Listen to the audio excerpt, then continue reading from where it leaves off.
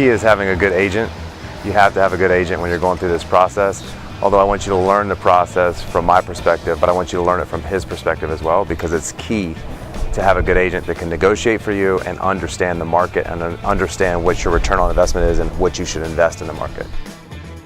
So just to give you an idea what I'm looking for more of a modern feel. So I don't know what the allowance per square foot is, but I don't know if there's concrete under here. So I would like to have concrete floors, more open, minimal. This 3,000 square foot unit in the front, you can do it however you want to do it. And it's only 3,000 square feet though. That's you don't. Let me show you. This is the same size. This is a 3,000. Okay. Yeah, I mean, I would want to reconfigure this completely. So it doesn't have to be all glass. I mean, it could be drywall. I mean, I wouldn't want a drop ceiling. And it has concrete floors, or?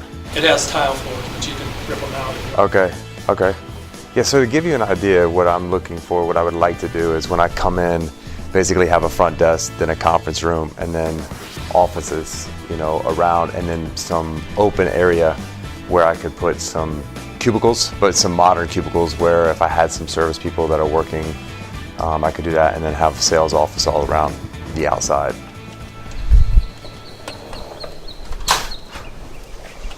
So one, I'm not going to put any money into any deal. Period. Not an option. If they want to split it, I'm not coming out of pocket any money for any of these. So I will negotiate into the lease. I'll even do a longer term lease, but I'm not investing money in someone else's property. I never have, and I never will. So if that's what he's trying to do to rent the space, it's not going to happen. So I know you probably had people that invest in, but I've never have. I'm looking at a property up in Miramar right now, and 100% they're going to pay for it. It's going to be a 10-year lease, which I'm fine with, because I'm never going to get that money back out of my business. When I leave, they have that space. They might have to redo it.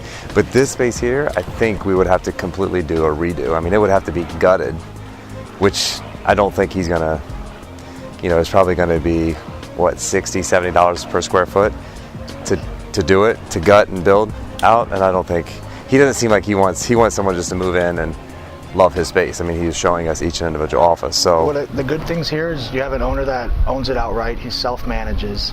He's owned it for a long time, so he's in for a great number. I think with a tenant like you guys coming in with a certain term, I think he'd be happy to do the build out. He mentioned it to me when we were talking privately. Okay. So he'd be happy to do that. I think the front unit is going to be better than this one. This one was good for the layout, to get an idea of what 3,000 square feet looks like, and 5,000 is going to be a lot. And that space has concrete floors. He said it'd be relatively simple to do what you're doing, and a lot of times those modern build-outs are less expensive than even other contemporary types, because you like the polished concrete, you like that minimalist look. As far as the area, I think it's at a price per square foot where, again, with his build-out, he's still going to be in for a good number where he's making a great return, and I think you're getting good value in an area that's up and coming, that at $17 a foot, it probably really should demand like 22 to 25. And I think that's going to happen with this street, being built out and having access to the turnpike. And so we'll see how it compares now to South Miami, which is the higher price per square foot, a little more central location. But you're starting to get into the $30 to $40 a square foot. But I think you're really going to like the build outs on this next building. If it's at 17 now, if he does a build out, what do you think a fair price per square foot would be from him to go to 17 to what? So if it's a $225,000 build out, let's say you're open to a 10-year term. Okay. That's $22,500 per year divided by 12. You're adding like another $450 a foot to the term of the lease, so that comes out to like $21, $22 a square foot. So can you go over that calculation again? So basically what I wanted to do was multiply the price per square foot of the build out cost to the square footage of the building. That's going to get your total cost for the build out. You divide that over the term of the lease, comes out to $22,500, again divided by the size of the building, because the price per square foot is determined annually, not monthly. And then so that price per square foot number is an annual lease, and then yes, you would divide that by 12 if you wanted to know your monthly. From my perspective, instead of coming out of pocket $225,000, if I do it over 10 years, that $4.25 per square foot, it's a lot better for me because it's not an upfront cost that I can now invest in my business versus investing in a space that's not really going to give me a return on investment. So reallocate that money, negotiate with them, spread it out over 10 years, and you'll be able to make a lot more money because you'll be able to invest in marketing and other things in your business. So that's the reason I go about it that way, instead of taking that big lump sum out of my pocket and investing in something I don't own. And from the real estate perspective and negotiating with the landlord, obviously you're improving their real estate, so that's a leveraging point for you to, you're making an improvement. They should pay for that, and at least they're able to span it out, and they got a good tenant in place.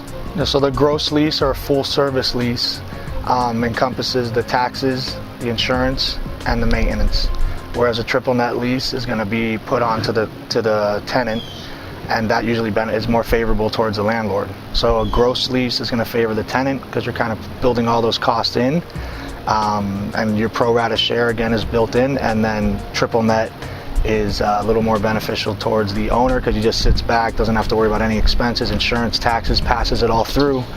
And then each tenant is going to pay their pro rata share depending on how much leasable square footage there is in the And it's flexible, right? Every year it could go up based on what their expenses are. So when you say it's passed through, it's passed through based on what their costs are, what they go up to. Right. So what you see a lot of times with the gross leases is a modified gross, and in those triple net leases, pass-throughs that they call them in the industry, that you're accounting for the increases that'll happen annually. If you're talking about a residential lease, you don't see those pass-throughs because you only have to work year by year. If you get into a 10-year lease, your taxes are going to go up annually, your insurance is going to go up annually, so the owner puts some verbiage in the contract to pass those expenses on to the tenant. So can you negotiate someone that's asking for triple net to a full service? Have you seen that? I think everything is negotiable in life, right, like we say in real estate, but I think... Get that. Everything is negotiable. Yeah, everything's negotiable. But when some of these investors go and acquire these assets, they determine their numbers, their investment returns based on those things. So taxes, insurance is a major expense that you're considering in your acquisition. It's hard to deviate from that once you're already in it. So if you're going to pass it on, it's not considered a part of their expense load. It's considered the tenant's expense load. It's basically income to the owner.